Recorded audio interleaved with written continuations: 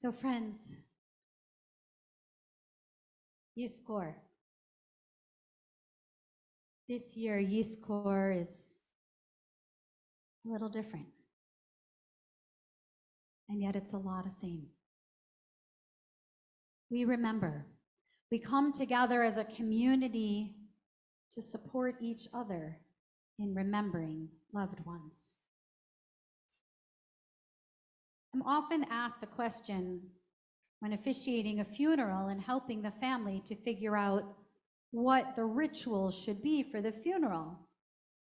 And the conversation often goes like this. I have a feeling many of you will resonate with this. It says, one family member says, well, this is what mom really would have wanted. And the other family member says, but this is what I really need. And the other family member says, but no, this is the funeral for our parent. We need to do what our parent would have wanted. And the other person said, but I'm here. I'm living. And this is what I need. So here's the thing about Judaism. We can hold both of these truths in the same space. We can do and remember our loved ones for the sake of their memory. And we can give ourselves what it is we need to give ourselves in remembering. And remembering is a funny thing because as time passes, our memories change. As time passes, the harder moments, they're not forgotten altogether, but they don't feel as hard as they once were. And the joyous ones, they rise. They rise to the top of the waters. They fill our souls. As I look around this room this year, I see so many who weren't here last year. It's hard that first Yizkor.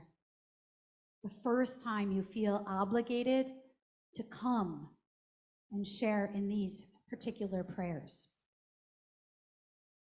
And then there are those of you who have been coming to Yizkor at one place or another since as long as you can remember. I look around and I see the child grieving their parent for the first time or the 30th time. I look around and I see a spouse grieving their partner, their beshert. I look around and I see a child who realizes that their children didn't get the gift of knowing their parents and their grandparents. I look around and I see new pain. And I see old pain that feels like new. I look around and I see the grandparent who was the patriarch or the matriarch of the family. And that whole 1 year and 5 year and 10 years and 30 years later feels the same. I look around and I see those of you grieving a sudden loss when you didn't get a chance to say goodbyes. And I look around and see those of you grieving long, hard, difficult endings. You only wish it could have been faster and less painful. I look around and I see those of you grieving lives that never were, the possibility of life. And as a community, I see us grieving for babies and children and young parents and elders, grieving for victims and soldiers, grieving for all of that wasted life, even though we didn't necessarily know them.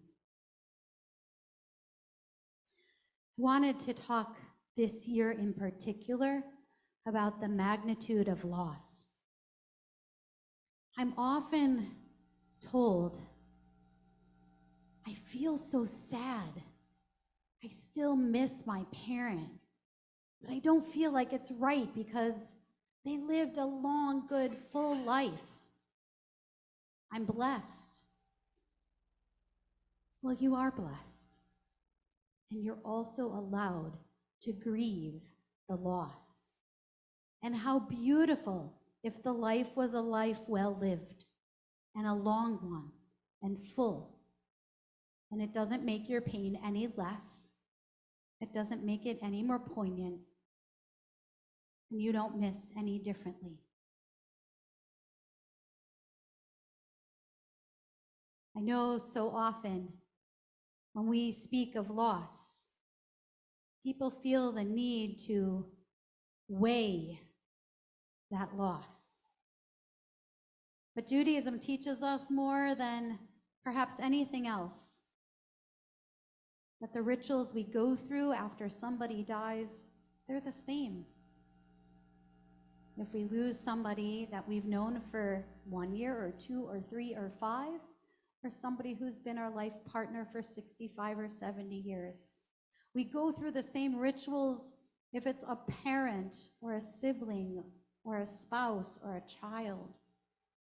We go through the same rituals if it's somebody who made it to their 100th birthday and somebody who didn't make it to their 10th. Because pain is pain, and loss is loss, and grief is grief. And we're allowed to feel that way. I've often thought about what it is about these moments on Yom Kippur. Why is the room always so packed to remember? There's something holy and something special and something unique. And again, it's that word I can't find that I referenced this morning for Kedusha. But there is something kadosh about sitting in a room, not necessarily knowing everyone next to you or in front of you or behind you, but knowing that each is feeling a sadness at the loss that you experienced this year, last year, 5 years ago, 10 years ago, throughout your life. So what is our lesson this year in particular?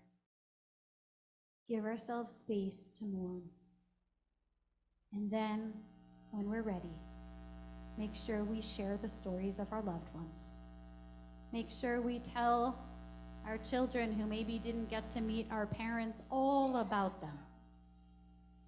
Make sure we support those who have had particularly challenging years this year.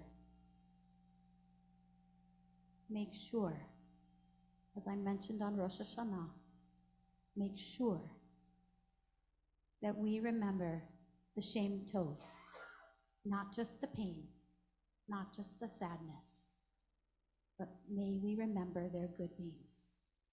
May their memories be for a blessing. And let us say, Amen.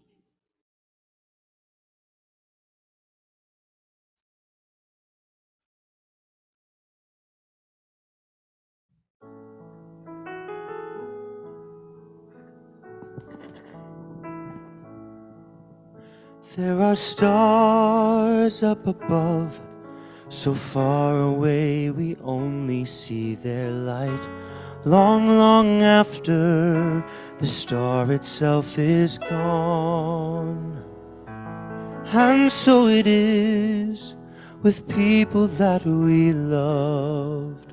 Their memories keep shining ever brightly, though their time with us is done.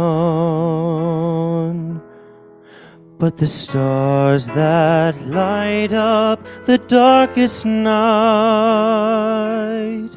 these are the lights that guide us as we live our days. These are the ways we remember, as we live our days, these are the ways we remember.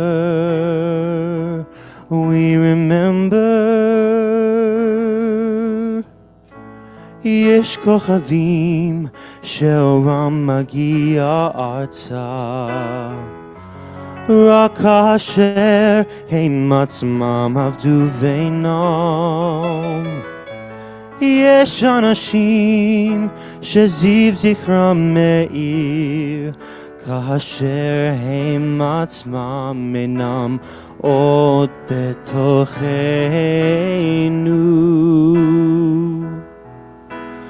אורות אלה המבהיקים בחשכת הליל, הם שמראים לאדם את הדרך,